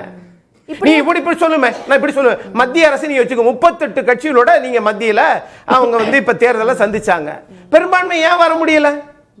பெரிய கட்சிங்க, இந்திய நாட்டில் 10 ஆண்டு காலம் இருந்தவங்க, ஆனால் அவர்களால் வர முடியவில்லையே. பிரம்மாண்ட கட்சி தானே பாரதிய ஜனதா, அதேதான் இங்கேயும். அப்ப பாஜக மத்தியில என்ன கொள்கையோ அதுதான் இன்றைக்கு தமிழ்நாட்டில் திமுகவின் நிலைப்பாடு. இப்படியே இதே இப்ப இருக்கக்கூடிய கட்சிகளுடைய சட்டப்பேரவை தேர்தலை எதிர்கொள்ள அதிமுக தலைமையிலான கூட்டணி தயாராயிருச்சு அப்படின்னு நம்ம புரிஞ்சுக்கலாமா? கூட்டணி தேவையில்ல, பாஜக இருக்கும், அதிமுக இருக்கு, இன்னும் ஒரு தமாக இருக்குது, பல்வேறு கட்சிகள் இருக்கிறது. ஆனால் எலெக்ஷனை ஃபேஸ் பண்ணுவாங்கன்னு சொல்லலாமா? அது எப்படி நாளைக்கு முயற்சி பண்ண மாட்டாரா? இன்னைக்கு அது எப்படி நீங்க முடிவெடுக்க முடியும்? அப்படின்னா யாருக்குன்னு கேக்குறோம். அதைத்தான் கேக்குறேன். தேவை யாருக்குன்னா அதிகம் தேவை என்பது, நான் அதைத்தான் சொல்லிட்டேன். அதிமுக தனிச்சு பெரும்பான்மையுடன் ஆட்சி அமைக்கும்ன்ற ஒற்றை வரி நாம எவ்வளவு பெரிய தந்திரமா அதை நாம தவிர்க்கிறோம் பாருங்களேன்.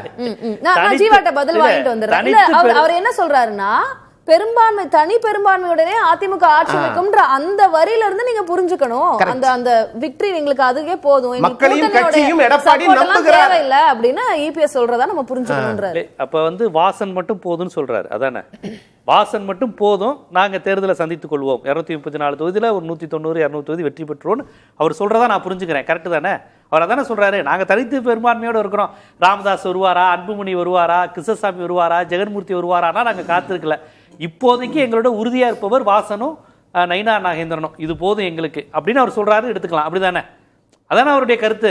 தனித்து பெரும்பான்மை பெரிய லெவல்ல ஜெயிப்போனா வாசன் மட்டும்தான் கூட்டணி. அப்ப வாசன்கிற பெரிய கட்சி எங்களோட கூட்டணியில் இருக்கு, பாஜகங்கிற தேசிய கட்சி இருக்கு, வேற யார் இருக்கா? சரி, இவங்களோட நின்று நாங்கள் ஜெயிச்சிருவோம்னு சொல்றாரு. இது இந்த சவாலை நான் முதலமைச்சருக்கு விடுறேன்னு அவர் சொல்றாரு. அப்ப வேற கட்சியில முயற்சி பண்ணல, அப்படிதான் புரிஞ்சுக்கணுமா? அப்படிதானே? கரெக்ட் தானே? நான் என்ன கேட்கிறேன், பாரதிய ஜனதா கூட்டணி வச்ச உடனே திமுகவுக்கு என்னடா இவங்க தனியாத்தான் நிற்பாங்கன்னு பார்த்தோம், நம்ம அதிமுக தனிச்சு நிற்கிறதுனால தான் நம்ம தொடர்ந்து வெற்றி பெற்றுட்டு இருக்கோம் அப்படின்னு நினைச்சிங்க. இப்ப அடுத்து பிற கட்சிகள் வந்த உடனே இல்லைங்க நாங்க இன்னும் அடிப்படையை கட்டமைக்கும். அடுத்து அண்ணன் தமிமுன் அன்சாரி, தனியரசு அண்ணவங்க, அது மாதிரி திரு கருணாஸ் அவர்கள், உங்களுக்கு இவ்வளவு தேவைப்படுகிறது என்றால் இப்ப யாருக்கு தேவை அதிகம்? உங்களுக்கு தான் தேவை அதிகம். இன்னொன்னு, முதலமைச்சர் அடுத்து துணை முதலமைச்சர், இந்த துணை முதலமைச்சரை முதலமைச்சர் ஆக்குவதற்கு கூட்டணி அதிகம் யாருக்கு தேவைன்னா திமுகவுக்கு தான் தேவை. இல்ல எஸ்டிபிஐ தமிழ் சார்லாம் கடந்த தேர்தலில் திமுகவை ஆதரிச்சாங்க. அதிமுக அவங்க ஏங்க வர்றாங்க? இப்ப நீங்க அதையும் கவனிக்கணும்ல. இப்ப அவங்க ஒண்ணு திமுக கூட்டணியில இவங்க கூப்பிடல. அதிமுக கடந்த தேர்தலில் கூட முபாரக் திண்டுக்கல்ல இவங்க கூட்டணியில தான் இருந்தாங்க. எஸ்டிபிஐ எடப்பாடி பழனிசாமி அவர்களுடைய கூட்டணியில தான் இருந்தாங்க. திமுக தன்னை நம்பி இல்ல, தன்னை நம்பியோ ஆட்சி நிர்வாகத்தை பத்தியோ ஒண்ணும் இல்ல. நீங்க தான் மகளிர் உதவி தொகை கொடுக்குறீங்க, இல்ல கூட்டணி இலவச பேருந்து கொடுத்திருக்கீங்க. அப்ப கூட உங்களை நம்பலன்னா இல்ல அவங்க இப்ப ஒண்ணு கூட்டணி ஆட்சி அமைக்க போறோம்னு திமுக சொல்லவே இல்லையே. அதாவது கூட்டணியோட தேர்தலை சந்திப்பது என்பது கூட்டணி ஆட்சியை பற்றி சொல்லல, மடைமாற்றம் செய்கிறார். கூட்டணி ஆட்சியை பற்றியே பேசல. திமுக தன்னை நம்பவில்லை, தன்னுடைய ஆட்சி 5 ஆண்டு கால ஆட்சியை நம்பல, கூட்டணி கட்சியை மட்டும் நீ காட்டி பாத்தீங்களா இவ்வளவு பெரிய கூட்டணி. அதே எடப்பாடி அவங்க சொன்னா மட்டும் அப்புறம் வரலன்றீங்களே, ஏன் அப்ப கேட்காதீங்க. அவங்க தனி கட்சி, அவ்வளவுதான். அது பொதுச்செயலா முடிவெடுப்பாரு. let me speak. அதாவது திமுக கிட்ட ஒரு கூட்டணி இருக்குங்க. ஆனா எடப்பாடி அவர்கள் இன்னும் கூட்டணிக்காக ரத்தன கம்பளம் விரிக்கிறார், கதவு திறக்கிறார், ஜன்னல் திறக்கிறார், கொடி அசைச்சிட்டாங்க, பிள்ளையார் சொல்லி போட்டுட்டாங்கன்னு சொல்றாரு. அப்ப தேவை எந்த பக்கம் அதிகம் இருக்குன்னு புரிஞ்சுக்குவாங்க. தேவை திமுகவுக்கு தான் இருக்குது. தேவை இருப்பதனாலதான் முதலமைச்சர் முன்னாள் முதலமைச்சர் ஓபிஎஸ் பாக்குறீங்க. தேவை இருப்பதனாலதான் தேமுதிகவோட பேச்சு நடத்திட்டு இருக்கீங்க. தேவை இருப்பதனாலதான் அங்க பாமக ஒண்ணு சேரணும்னு என்னைக்காவது திமுக சொல்லி இருக்குதா? அதுல ஏதாவது நம்மகிட்ட வந்துராதா? ஒரு செங்கலை உருவி நம்ம வந்துட மாட்டோமா? சரி, திரும்பி லக்ஷ்மி, நான் உங்ககிட்டே கேட்கிறேன். ஒரு கான்பிடன்ஸ் இருக்கு திரு இபிஎஸ் அவர்களுக்கு. நான் அவர் பேசுனதுல இருந்து புரிஞ்சுக்கிறது என்னன்னா, நீ அடுத்த கட்சி வருது வரல, அதை தாண்டி தனிப்பெரும்பான்மையோட எங்களால ஆட்சி அமைக்க முடியும் அப்படின்ற அந்த ஒற்றை வரியில நீங்க புரிஞ்சுக்கணும். கூட்டணி வருதோ இல்லையோ எங்களுக்கு அந்த நம்பிக்கை இருக்கிறது அப்படின்றது. தனிப்பெரும்பான்மை ஆட்சியில பழைய கதை, அதெல்லாம் ஜெயலலிதாவோட அப்ப நம்ம இன்னி கூட்டணி ஆட்சிக்கு வரணும், அமித்ஷா பேசுனது வரணும், அது வேற முடிஞ்சு போச்சு. இன்னைக்கு தனிப்பெரும்பான்மையோட அதிமுக ஆட்சி அமைக்கக்கூடிய இடத்தில் இருக்கிறதா அப்படின்னா அது ஒரு பெரிய குவெஸ்டன் மார்க் தான்.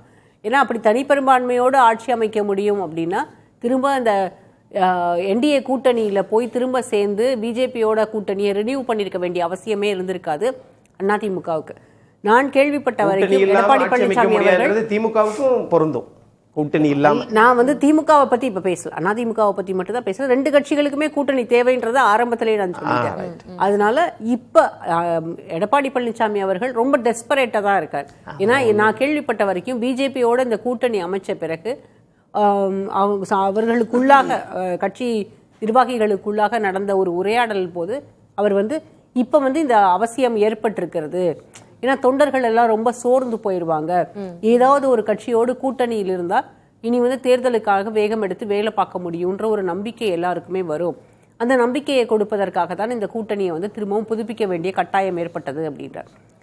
அதிமுகவை பொறுத்த வரைக்கும் அவங்க வெற்றி பெறணும் அப்படின்ற எண்ணம் இருந்தது அப்படின்னா பழைய என்டிஏல, அதாவது அவங்க அந்த என்டிஏ கான்ஸ்டியூவன்ஸ் எல்லாரையுமே ஒன்னா கொண்டு வர 2021 நான் 24ல இருந்த என்டிஏவை நான் சொல்ல, 21ல இருந்த என்டிஏ அவங்களுக்கு ஒரு நல்ல ப்ராஸ்பெக்ட்ஸ் இருந்தது. இன்னும் சொல்ல போனால் வெற்றிக்கு திமுக கூட்டணி பெற்ற வாக்குகளை விட அவங்க பெற்ற வாக்குகள் ரொம்ப அந்த மார்ஜின் ரொம்ப கம்மி தான் நிறைய தொகுதிகளில். அப்படி இருக்கும்போது அந்த கூட்டணியை திரும்ப ரினியூ பண்ண முடியும் அப்படின்னா திரும்ப பாமகவை ஒன்று சேர்க்க வேண்டிய கட்டாயத்தில் இருக்கிறது அதிமுக. அதிமுக அந்த வேலைகளை செய்திருக்கணும், ஆனால் ஆரம்பத்திலிருந்தே அந்த வேலைகளை செய்யலை. திமுக பிரிக்கிறதா, தந்தையும் மகனையும் திமுக பிரித்து வைத்திருக்கிறதா, அதில் லாபமடைய பார்க்கிறதா அப்படின்றது வேறு அரசியல். ஆனால் அதிமுக தன்னுடைய அரசியலையும் தனக்கு தேவைகளையும் பூர்த்தி செய்து கொள்ள வேண்டும். அதாவது இந்த எலெக்ஷனில் விக்டரியை நோக்கி அவங்க போகணும் அப்படின்னா ஒன்றுபட்ட பாமக அதிமுகவுக்கு தேவையாக இருக்கும். ஏன்னா சேலம் போன்ற பகுதிகளில் இன்னும் சொல்ல போனால் எடப்பாடி பழனிசாமி அவர்கள் அவருடைய தொகுதியிலேயே வெற்றி பெறுவதற்கு அங்கே இருக்கக்கூடிய வன்னியர் வாக்குகள், அதுவும் பாமகவோடு இருக்கக்கூடிய வன்னியர் வாக்குகள் அவருக்கு ரொம்ப தேவை. அப்ப அந்த கூட்டணி கணக்குகளை எல்லாத்தையுமே திரும்பவும் நிர்வாகிகளோட உட்கார்ந்து கலந்து ஆலோசிச்சு கூட்டணியை புதுப்பிக்க வேண்டிய கட்டாயத்தில் இருக்கிறார் எடப்பாடி நான் அது பழனிசாமி. ரொம்ப short ஆ அதனாலதான் அவர் வந்து திரும்ப திரும்ப மெகா கூட்டணி அமையும்னு சொல்றது. திரு ராம்கி, நான் அதுக்கான பதில வாங்கிட்டு நம்ம ஒரு பிரேக்கு போலாம். ஒரு டெஸ்பரேஷன்ல இருக்கிறாரு இபிஎஸ். அவருக்கு அந்த கட்டாயம் இருக்கிறது அப்படின்னு திருமதி லட்சுமி சொல்லியிருந்தாங்க. ஏன்னா தொண்டர்கள் மத்தியில சோர்வு இருக்கு, விஜய் வந்துருவாரு அப்படின்னு தொண்டர்களே நிறைய பேர் நம்பி காத்திருந்தாங்க. இப்போ அதுலயுமே ஒரு டிசப்பாயின்மெண்ட்லாம் இருக்கு. அதனால கூட்டணியினுடைய தேவை இன்னைக்கு இபிஎஸ் அவர்களுக்கு தான், அதிமுக தான் அதிகம் இருக்குங்க. அவர் நிஜமாவே டெஸ்பரேட்ல இருந்தானா ஏப்ரல் கூட்டணி அறிவிக்கப்பட்ட காலத்திலிருந்து மற்ற கூட்டணி கட்சிகள் எல்லாம் அணுகி எப்படியாவது கூட்டணிக்குள்ள இழுத்து வரதுக்கான உயர் முயற்சியில் எடுத்திருப்பார். இப்போ நீங்கள் எடப்பாடிக்கு தேவை இருக்குன்னு சொல்கிறீங்க, பாமகவுக்கு அது தேவை இருக்குல்ல. பாமக ஒரு 30 சீட் கொடுக்கணும், அவங்க திமுக போனால் 30 சீட் கிடைக்குமா? இல்லை அவங்களுக்கு வேறு ஆப்ஷன் கிடையாது, பனையூர் பக்கமும் போக முடியாது. அப்போ கூட்டணியோட தலைமை கட்சிகளை மட்டும் பேசுவோமே. இப்போ நம்ம திமுக கூட்டணி அதிமுக கூட்டணி தான் பேசுறோம், பாமக எங்க போவாங்கன்னு நமக்கு தெரியாது. இன்றைய அளவில் அதாவது நீங்கள் வந்து ரொம்ப டெஸ்பரேட்டாக போய் எப்படியாவது இவங்களை சேர்த்துக்கணும்னு நினைக்கல எடப்பாடி. அது அவங்க தானாக வருவாங்கன்னு தான் நினைக்கிறாரு அவர். ரெண்டாவது நீங்கள் வந்து அதான் நான் சொன்னேன், திரும்ப நான் ஃபர்ஸ்ட் ஆரம்பிச்சது அதான், பிரதான கட்சிகளை தான் மக்கள் பெரும்பாலான வாக்காளர்கள் விரும்புகிறாங்க. Easy face to face communication, அவங்க ஈஸியாக அவங்க ரீச் அவுட் பண்ணுறதுக்கான விஷயங்களாக இருக்குது. ரெண்டாவது ஆளுங்கட்சியாக திமுக இருக்குது. நீங்கள் நான் என்ன சொல்கிறேன், இந்த வரக்கூடிய தேர்தலில் குறைந்தபட்சம் இரட்டை இலை சின்னத்தை விட அதிகமான இடங்களை உதயசூரியன் போட்டியிட்டாக வேண்டும். நிச்சயமாக போட்டியிடணும். அது போட்டியிடலாம். ஏன்னா நீங்கள் சரி, நாங்கள் வந்து தலைவர் முதல்வர் வந்து இன்க்ளூசிவாக இருக்காரு, ஒப்புக்கொள்ள வேண்டியதில் மறுப்பதுக்கு எதுவுமே இல்லை. ஆனால் 10 ஆண்டுகளாக இன்டாக்டாக இருக்கிற கூட்டணி தானே. இன்னைக்கு ஒரு எக்ஸ்பெரிமெண்ட் பண்ணலாம். கூட்டணி கட்சிகளே முன் வந்து அவங்களுக்கான இடங்களை ஒரு காம்ப்ரமைஸ் பண்ணிட்டு திமுக பக்கம் கொடுக்கலாம். இதில் இந்த எக்ஸ்பெரிமெண்ட் இப்போ கூட பண்ணலன்னா எப்போ பண்ணுவாங்க? இப்போ இன்றைய சூழலில் இன்றைய தேர்தலில் அதிகமான இடங்களை உதயசூரியன் இருந்தாக வேண்டும். அதுல மறுக்கவே முடியாது. ஆனா கூட்டணி கட்சிகள், அதனால தான் சொல்றேன், கூட்டணி கட்சி வெளிப்படையா நீங்க பேச ஆரம்பிச்சிட்டாங்கன்னா எங்களுக்கு புரியுது, அதனால நாங்க காம்ப்ரமைஸ் ஃபார்முலாவுக்கு ரெடின்னு சொன்ன ஆரம்பிச்சிட்டாங்கன்னா ஒன்றும் பிரச்சனை இல்லை. இன்னைக்கு இது அப்படியே போஸ்ட்போன் பண்ணி கொண்டு போயிட்டு இல்லைங்க லாஸ்ட் டைம் எங்களுக்கு 20 சீட் கொடுத்தீங்க, எங்களுக்கு குறைந்தபட்சம் அதையாவது உறுதி செய்யுங்கன்னு சொன்னா ஒரு பக்கம் அதையும் உறுதி செய்தாக வேண்டும், அதிக இடங்களுக்கு எதுவும் சரி நிற்கணும். ரெண்டாவது புதுசா தனியரசு போன்றவர்கள் உள்ள வராங்க போது அது ரொம்ப சிக்கலை உருவாக்கும் தான் நினைக்கிறேன். போஸ்ட் இப்போ நம்ம கூட்டணிக்கான தேவை அதிகம் அப்படின்றது பேசுறோம். நீங்க ஒருவேளை அப்படி கூட்டணி அமைச்சிட்டா வரக்கூடிய பிரச்சனைகள் எல்லாம் இருக்கும். மக்கள் என்ன எதிர்பார்க்கறாங்க ஸ்பேஸ் இருக்கான்னு பார்த்தாதான் அதுக்கு அப்புறம் பேசுவோம். ஸ்பேஸே இல்லங்கம்போது எப்படி அகாமடேட் பண்ண முடியும்? பேசுவோம். அதிமுகக்கான டெஸ்பரேஷன் ஒன்னு இருக்கு, தொண்டர்களை உற்சாகப்படுத்த வேண்டிய கட்டாயம் இருக்கு, அதனால அவங்களுக்கான தேவை அதிகம் இருக்கு அப்படின்ற ஒரு கருத்து இருக்கு. திமுக அதிமுகல கூட்டணியின் தேவை யாருக்கு அதிகம் அப்படின்ற தலைப்புல பேசிக்கிட்டு இருக்கோம். திரு அக்னீஸ்வரன், திருமிகு லட்சுமி அவர்கள் சொல்வது என்பது டெஸ்பரேஷன் இருக்குது திரு எடப்பாடி பழனிசாமி அவர்களுக்கு. ஏன்னா தொண்டர்கள் கூட்டணி ஏதோ அமையல, அதனால சோர்வா இருக்காங்க, அவங்களை என்கரேஜ் பண்ண வேண்டிய ஒரு கட்டாயம் இருக்கு, அதனால அந்த தேவையும் டெஸ்பரேட்டா இருக்காரு இபிஎஸ் கூட்டணி அமைக்கிறதுக்கு, அவங்களுக்கான தேவை அதிகம் அப்படின்னு அந்த ஒரு பாயிண்டோட சொல்றாங்க. அதை நீங்க எப்படி மறுப்பீங்க? மேடம் சொல்லும்போது டெஸ்பரேட்டாக இருக்கிறாங்க அப்படின்றாங்க. அப்படி டெஸ்பரேட்டாக இருக்கக்கூடிய இயக்கம் இருக்கிறதுனால தான், திமுக இருக்கிறதுனால தான் சட்டமன்ற உறுப்பினர் ஐயா ஓபிஎஸ் அவர்களிடம் இருந்த சட்டமன்ற உறுப்பினரை திமுகவில் சேர்த்தது யாரு? திமுக தான். திரு அன்வர் ராஜா சேர்த்தது யாரு? திமுக தான். ஆமா, அவங்க யாரையுமே கூப்பிடல. அது மாதிரி திரு ஓபிஎஸ் அவர்கள் நடைபயணித்தும் போது போறாங்க, சாயந்தரம் போய் பாக்குறாங்க. திரு அன்வர் ராஜா டிடிவி தினகரன் என்ன சொல்றாரு, நான் பத்திரிகையாளர் சந்திப்புல நான் திமுகவுக்கு ஆதரவா பேசுறேன்னு நினைச்சிடாதீங்கன்றாரு. அப்போ திரு அன்வர் ராஜா ஆகட்டும், திரு மனோஜ் பாண்டியன் ஆகட்டும், திரு மைத்ரேயன் ஆகட்டும், திரு எடப்பாடி பழனிசாமி அவர்களுடைய தலைமை எங்களுக்கு பிடிக்கல, அரவணைச்சு போக மாட்டேங்கிறாரு, அதனால நாங்க திமுக போறோம்னு போனாங்க. கரெக்ட். நான் இப்ப கேட்கிறேன், கட்சியினுடைய மிக உயரிய பொறுப்புல இருந்த உங்க அம்மா சுப்புலட்சுமி ஜெகதீசன் ஏன் போனாங்க? விபி துரைசாமி ஏன் போனாரு? கேபி ராமலிங்கம் ஏன் போனாரு? இதெல்லாம் பெரிய பொறுப்பு. அது துணை பொதுச் செயலாளர், நாடாளுமன்ற உறுப்பினர்கள், முன்னாள் மத்திய அமைச்சராக இருந்தவங்க, இவங்க எல்லாம் ஏன் போனாங்க? இப்ப நம்ம கேள்விக்கு வந்துருவோம். கேளுங்க. இப்ப நம்ம அதே கேள்விதான். தொண்டர்கள் சோர்வா இருக்காங்க, அவங்களை என்கரேஜ் பண்ண வேண்டிய கட்டாயம் இருக்கிறது. அதனால இப்ப கூட்டணிக்கான தேவை இபிஎஸ் அவர்களுக்கு தான் இருக்கு, அவர் தான் டெஸ்பரேட்டா இருக்காரு. அதெல்லாம் ஒன்றும் கிடையாது. நான் அப்படி ஒருவேளை அப்படி இருக்கிறாருன்னு நினைச்சா தமிழ்நாடு முழுக்க 180 தொகுதியில இன்னைக்கு வந்து சுற்றுப்பிரயாணம் போயிருக்கிறாருங்க. டெஸ்பரேட்டா இருக்கிறவர் ஏன் போகணும்? தேவையில்லையே. அப்பா எப்படியா இருந்தாலும் திமுக தான் ஆட்சிக்கு வரப்போகுது அப்படின்ற எண்ணம் அதிமுக தொண்டன், உண்மையான தொண்டனுக்கு நினைப்பே வராது, கனவுல கூட நினைக்க கூடாது. அப்படி திரும்பவும் திமுக ஆட்சிக்கு வந்துரும் அப்படின்னு அவங்க நினைக்க மாட்டாங்க. ஏன்னா அதிமுக என்பது 91 சரி, 2001 சரி, 2016 சரி, 2014 சட்ட நாடாளுமன்ற தேர்தலும் சரி, தனிச்சு நின்று தான் ஆட்சி அமைச்சு பழக்கங்க. நீங்க வேணா கூட்டணிக்கு வரலாம், அங்க ஒண்ணு வேலை செய்ய முடியாது. காங்கிரஸ் எப்படி திமுக விட்டு இருக்குதோ அதே மாதிரி தான் எந்த கட்சியா இருந்தாலும் அங்க அதிமுக கட்சி தான் கை ஓங்கி இருக்க வேண்டும். திரு ஜீவா, இப்போ கடந்த 2016 பார்த்தோம் கூட்டணி கணக்குகள் மாறுச்சு. அது திமுகவுக்கு எவ்வளவு பலவீனமா இருந்ததுன்னு தெரியும். அப்ப லேடியா மோடியான அதிமுக அவ்வளவு தனிப்பெரும்பான்மையோட ஆட்சி அமைச்சது ஸ்வீப் பண்ணியிருந்தாங்க. அப்ப ஏறத்தாழ ஒரு சில கட்சிகள் தான் ஏறத்தாழ தனித்து தான் நின்னது அதிமுக. அந்த வகையில ஒரு வெற்றி கொடுக்கக்கூடிய ஒரு கூட்டணி, ஒரு இன்டாக்டான கூட்டணி தான் திமுகவுடைய வெற்றிக்கு காரணம் அப்படின்றத நம்ம இவ்வளவு நாளா தொடர் வெற்றிகள்ல நம்ம பார்த்து கொண்டிருது. கூட்டணி இல்லாம தேர்தல் இல்லை அப்படின்ற நிலைக்கு வந்திருக்கா திமுக? கூட்டணியோட சேர்ந்தாவது ஆட்சியை நம்ம நோக்கத்துக்காக ஆட்சியை கைப்பற்றணுங்கிறத கொண்டு வந்ததே அறிஞர் அண்ணா தானே. 67 கூட்டணியோடன் சேர்ந்து ஆட்சி அமைப்போம், யாரெல்லாம் இந்த காங்கிரஸ் ஆட்சியை அகற்றணும்னு நினைக்கிறாங்களோ அதுக்காண்டி ராஜாஜியோடலாம் சேர்ந்தாங்க. ராஜாஜிக்கு காமராஜரை வீழ்த்தணும், அண்ணாவுக்கு தேசிய கட்சியான காங்கிரஸை வீழ்த்தணும். 2 பேரும் ஒன்றா சேர்ந்துட்டாங்க. சிபிஎம் ஒன்று சேர்ந்துக்கிட்டாங்க. சிபிஎம் வந்து ஒரு பாட்டாளி வர்க்க சிந்தனை உள்ள கட்சி, இவர் ராஜாஜி முதலாளித்துவ கட்சி, 2 பேரும் ஒன்று சேர்ந்தாங்க. ஃபார்வர்டு பிளாக் முக்கிய தேவர் ஒன்று சேர்ந்தாங்க. சேர்ந்து நோக்கம் என்ன, எப்படியாவது காமராஜரை வீட்டுக்கு அனுப்பணும், காங்கிரஸை தோக்கடிக்கணும்னு வெற்றி பெற்றாங்க. அதுக்கப்புறம் எம்ஜிஆர்லேருந்து ஜெயலலிதாலேருந்து எல்லாருமே கூட்டணி வச்சு தானே வெற்றி பெற்றிருக்கிறாங்க. 2001 ஏன் மூப்பனார் அவர்கள் வரணும்னு ஜெயலலிதா அம்மையார் ஏன் விரும்பினாங்க? 96 ஜெயலலிதா எதிர்ப்பு மட்டுமே ஒரு அரசியலாக கொண்டு தொடங்கப்பட்ட ஒரு கட்சினா தமாக தான். தமாகவுக்கு வேற கொள்கையெல்லாம் கிடையாது. ஜெயலலிதாவோட காங்கிரஸ் கூட்டணி வைக்கக்கூடாது, இது மட்டும்தான் லட்சியம். இப்போ அப்பேற்பட்ட மூப்பனார் தனக்கு எப்படியாவது கூட்டணிக்கு வேணும்னு 2001 ஏன் அவங்க நினைக்கிறாங்க? ஏன் பாட்டாளி மக்கள் கட்சியை சேர்த்துக்கிறாங்க? காங்கிரஸ் தமாக 2மே இருக்கு. காங்கிரஸ் தமாக பாட்டாளி மக்கள் கட்சி 2 இடதுசாரிகள் இதெல்லாம் சேர்த்து ஒரு பெரிய கூட்டணி வச்சு 2001 வெற்றி பெற்றாங்கல்ல. இன்னும் சொல்ல போனா சட்ட ரீதியா அந்த தேர்தலில் ஜெயலலிதா அம்மையார் தேர்தலே போட்டியிட முடியாது. அப்படி இருந்தும் இன்றைக்கான தேவை பேசுவோம் ஜீவா. அதே தேவைதான் இன்றைக்கான தேவையும். அந்த திமுகவுடைய வெற்றி அப்படின்ற அந்த ட்ராக் ரெக்கார்ட் கூட்டணி அப்படின்றது இல்லாம திமுக இல்ல அப்படின்ற ஒரு ஸ்டேட்மெண்ட் செட் பண்ணிடுச்சா? அதிமுக பொருந்துங்க. அதாவது அதிமுக வந்து இவங்க சொல்றாங்களே 2014 மட்டும் பதில் சொல்லுங்க. இல்ல எல்லாருக்கும் பொருந்துங்க. கூட்டணி இல்லாமல் வெற்றி அப்படிங்கிற கான்செப்ட் வந்து 67க்கு அப்புறம் எங்கேயுமே இல்லை. கூட்டணியே இல்லாம ஜெயிக்கிறது இந்தியாவில் யாருமே கிடையாதுங்க. எந்த அடிப்படையில், அதுவும் தமிழ்நாடு மாதிரியான மாநிலத்தில் கூட்டணி இல்லாம எங்க வெற்றி பெற்றாங்க? 67க்கு பிறகு கூட்டணி இல்லாம தேவைன்றதுல யாருக்கும் மாற்று கருத்து இல்ல. இன்றைக்கு அதிகமா அது மேல டிபெண்டன்சி எந்த கட்சிக்கு இருக்கிறது? திமுக தலைமைக்கு இருக்கிறதா, அதிமுக தலைமைக்கு இருக்கிறது? அதுதான் நம்ம இன்னைக்கு பேசிட்டு இருக்கோம். தேவை வந்து யாரை சார்ந்து இருக்கிறாங்க நீங்க கேக்குறீங்க. நான் தேவை யாருக்கு இருக்கு? அதிமுகவுக்கு இருக்கு. அவங்க சொல்றாங்க நாங்க வந்து கூட்டணி இல்லாம வெற்றி பெறுவோம்னு அவங்க சொல்லிக்கிட்டு இருக்கிறாங்க. ஆனா கூட்டணிக்கான தேவையே அவங்க சொல்லிக்கிட்டே இருக்காங்களே. விஜய் வரணும்னு ஆசைப்படுறாங்க, பாமக இருக்கணும்னு நினைக்கிறாங்க, திமுக கூட்டணியில இருந்து 2-3 கட்சி பிரிஞ்சு வந்துடாதான் ஆசைப்படுறாங்க.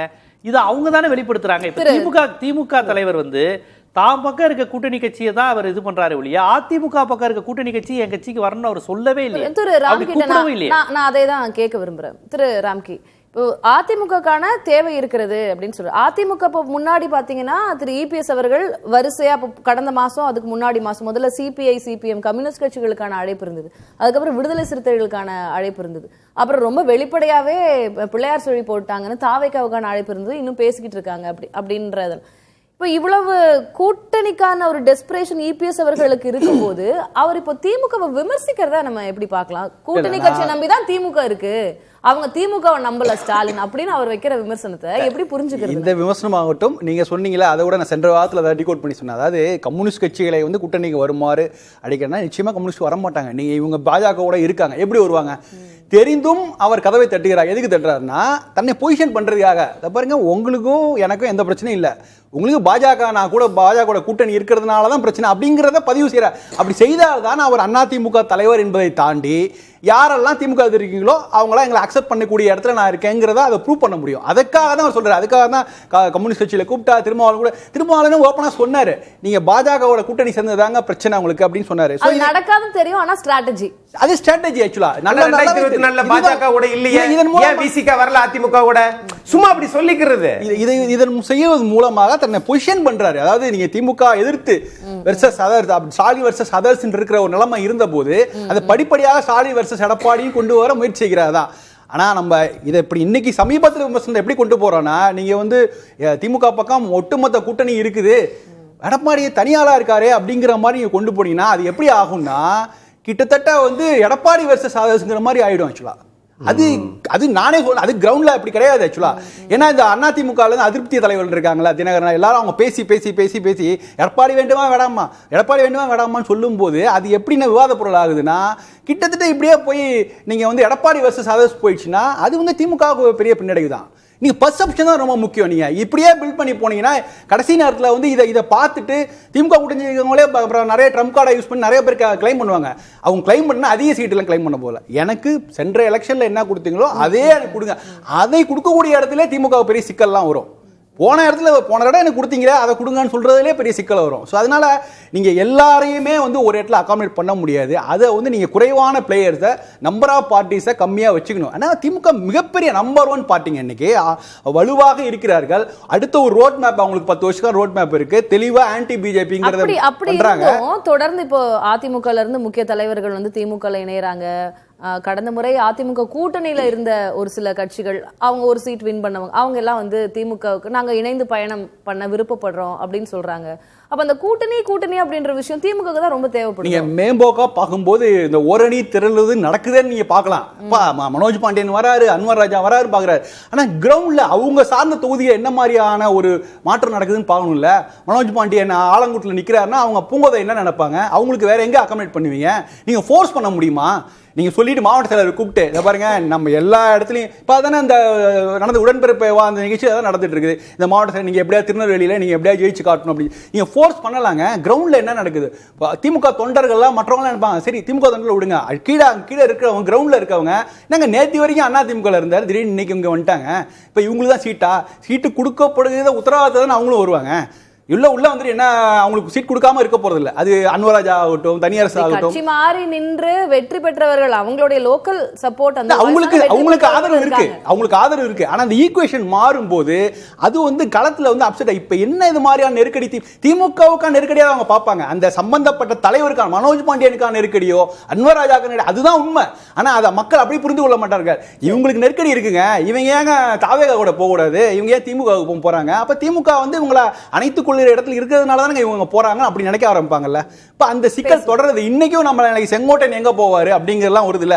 இப்ப திமுக ரொம்ப ஸ்ட்ராங்கா இருக்குன்னு நான் பாக்குறேன். லட்சுமி, திமுகவுக்கு அப்படின்னு ஒரு கலர் இருக்கு. காங்கிரஸுக்கு திமுக தேவை, திமுகவுக்கு காங்கிரஸ் தேவை. அதே போல 6 சீட்டோ 16 சீட்டோ விசிக்கே இங்க இருக்க வேண்டிய தேவை இருக்கு. சோசியல் ஜஸ்டிஸ் அப்படின்னு பேசும்போது சிபிஐ சிபிஎம் அரவணைக்க வேண்டிய தேவை இருக்கிறது. அதே மாதிரி சிறுபான்மை கட்சிகள் அவங்கள வச்சுக்க வேண்டிய தேவை இருக்கு. இதுதான் திமுகவை மக்கள் பாக்குற பார்வை, அதுதான் அதனுடைய கலர். இதே நீங்க என்டிஏ கூட்டணியில இதே ஒரு காம்பினேஷன் எதிர்பார்ப்பாங்களா அப்படின்னா அது நமக்கு தெரியல. அந்த வகையில இப்ப எல்லாத்தையுமே வச்சுக்க வேண்டிய அந்த தேவை திமுகவுக்கு இருக்கு அப்படின்னு நம்ம பார்க்கலாம். இருபெரும் திராவிட கட்சிகளுக்குமே இன்னைக்கு தமிழ்நாட்டில் கூட்டணி தேவை. நீங்க ஓட்டை அரித்மெட்டிக்கா பிரிச்சிங்க அப்படின்னா திராவிட கட்சிகளினுடைய வாக்கு சதவீதம் அதிகம். நீங்க கிட்டத்தட்ட தமிழ்நாட்டில் 70% போல் ஆகுது அப்படின்னா அதுல 60% இந்த 2 திராவிட கட்சிகளுமே எல்லா தேர்தல்கள்லையும் எடுத்துடுவாங்க. அது அந்த பர்சன்டேஜ் வேணா 2 பேருக்கும் ஒரு எலெக்ஷனுக்கு மாறலாமே தவிர 2 திராவிட கட்சிகளுக்குமே இது போயிடும். அந்த மீதி இருக்க அந்த 10% தான் மற்ற கட்சிகள் எல்லாரோட கான்ட்ரிபியூஷனும் வரும். அதாவது நான் சொல்றது 70% போல் ஆகுது அப்படின்னா 60% அவங்களுக்கு போயிடும், பாக்கி 10%. அந்த 10% இருக்கக்கூடிய சின்ன சின்ன பர்சன்டேஜை யார் பக்கம் அதிகம் வச்சுக்கிறாங்களோ அது வெற்றியை தீர்மானிக்கக்கூடியதா இருக்கும். இதுல மாற்றுக்கருத்து இருக்க முடியாது. ஆனா இன்றைக்கு இருக்கக்கூடிய சூழல்ல திராவிட முன்னேற்ற கழகத்துக்கு காங்கிரஸ் தேவையோ இல்லையோ, காங்கிரஸுக்கு திராவிட முன்னேற்ற கழகம் தேவை. ஏன்னா காங்கிரஸ் திராவிட முன்னேற்ற கழகத்தோட இருந்தா மட்டும்தான் தமிழ்நாட்டில் அவங்களுக்கு நம்பர்ஸ் கிடைக்குது. இதையும் தாண்டி இன்றைக்கு மத்தியில் பாராளுமன்றத்தில் அவங்களுக்கு எதிர்கட்சி அந்தஸ்து கிடைத்திருக்கிறது அப்படின்னா தமிழ்நாட்டிலிருந்து கிடைச்ச அந்த 10 அந்த பல்கான அந்த 10 நம்பர்ஸ் அது ஒரு பெரிய ரோல். இப்போ காங்கிரஸை பொறுத்த வரைக்கும் இந்த தேர்தலில் இந்த கூட்டணியிலேருந்து வெளியேறிட்டா 2029 தேர்தல் அவங்களுக்கு ஒரு பெரிய சிக்கலாக மாறிடும். 2029 மத்தியில் நம்பர்ஸ் வாங்கிறதுக்கு சவுத்துலேருந்து வரக்கூடிய கான்ட்ரிபியூஷன் குறைஞ்சிரும். அதனால காங்கிரஸுக்கு திராவிட முன்னேற்ற கழகம் தேவை. ஏன்னா அதிமுகவோட கூட்டணி அப்படின்றது கிட்டத்தட்ட ஜெயலலிதா காலத்திலிருந்தே காங்கிரஸ் அதை கைவிட்டுட்டாங்க. 2001 மூப்பனார் இருந்ததுனால் சோனியா காந்தி கூட்டணிக்கு வந்தார். ஆனால் அதே 2004 தான் சோனியா காந்தியை ஒருமையில் பேசி பிரச்சாரம் பண்ணது ஜெயலலிதா அவர்கள் பிரச்சாரம் பண்ணாங்க. ஆண்டோனியா மேனோன்லாம் சொல்லி பிரச்சாரம் பண்ணாங்க. அதற்கு பிறகு அந்த கூட்டணிக்கான வாய்ப்புகளே எந்த கட்டத்திலையுமே இல்லாமல் போயிடுச்சு. அதனால அதிமுகவோட காங்கிரஸ் கூட்டணி அப்படின்றதுக்கான வாய்ப்புகள் குறைவுதான். காங்கிரஸை பொறுத்த வரைக்கும் இது வந்து ஒரு நேச்சுரல் ஆலி.